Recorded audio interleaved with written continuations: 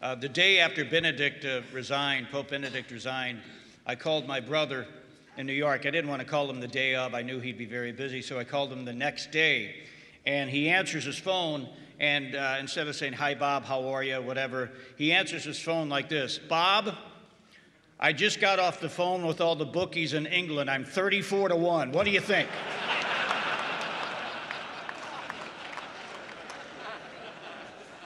I said, "Well, I wish I knew somebody in England right now, because I'd have 20 bucks to put on that." He's not taking his chances seriously at all, in his typical humble fashion. He was interviewed the other day on the Today Show, and the reporter said, "Well, you know, we're sure hearing your name a lot, Cardinal Dolan. What do you think?" And he says, "I think I've got a better chance of replacing A-Rod at third base for the Yankees than I do replacing Benedict in Vatican City."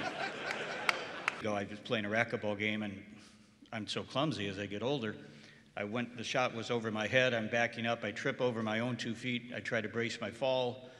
I need to work on the bracing my fall technique, apparently, because then I shattered my arm in 3 places. So I don't say that for sympathy. There's a story here. First of all, I don't even know where I am right now. I'm on some pain pill. Milwaukee. I woke up here this morning. I have no idea who you people are, what I'm doing here. It's called Oxy, where am I think. I had a good bowl of oatmeal last night for dinner. Beth made it, but instead of sprinkling brown sugar over the top, she just sprinkled pain pills. It was really weird.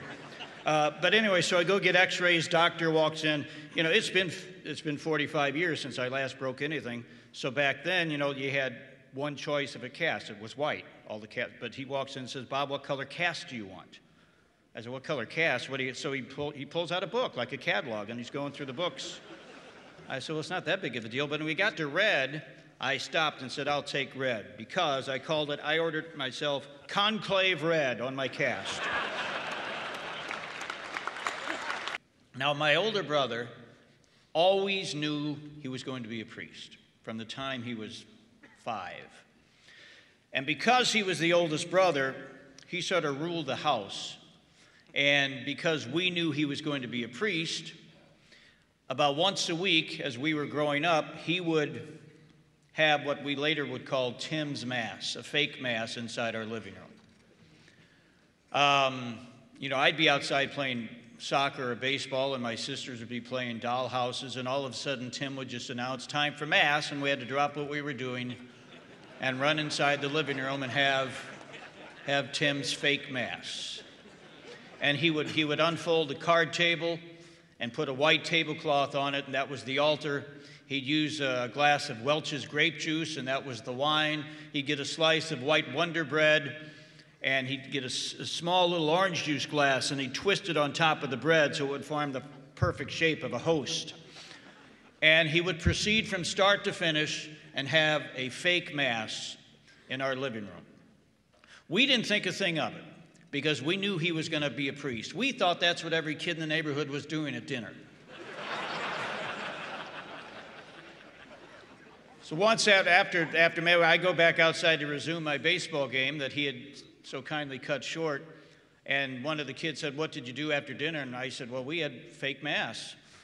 And I said, "What did you guys do?" And they said, "Well, we played Monopoly." I'd never heard of Monopoly. I didn't know what it was.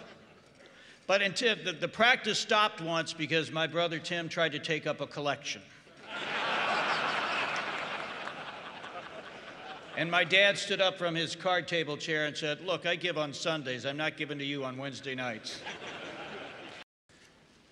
A few months ago, I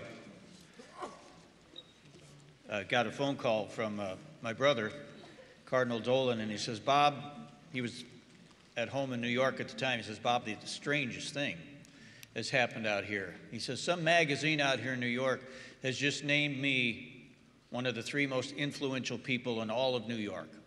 And he starts to chuckle. And I said, "Well, that's pretty cool, you know, 1 of 3, that's really neat, congratulations." I said, "If you're 1 of 3, who are the other 2? And he says, "Well, 1 is Michael Bloomberg, mayor of New York." I said, "Yeah, that makes sense, you know, like him or hate him, he's obviously influential." I said, "Who's the 3rd? And he says, "The 3rd is Lady Gaga."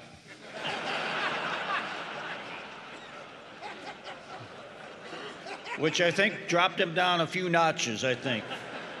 Then he says, "Bob, who's Lady Gaga?" Which didn't surprise me at all, because anything after the Mills Brothers and Frank Sinatra, he would have no idea.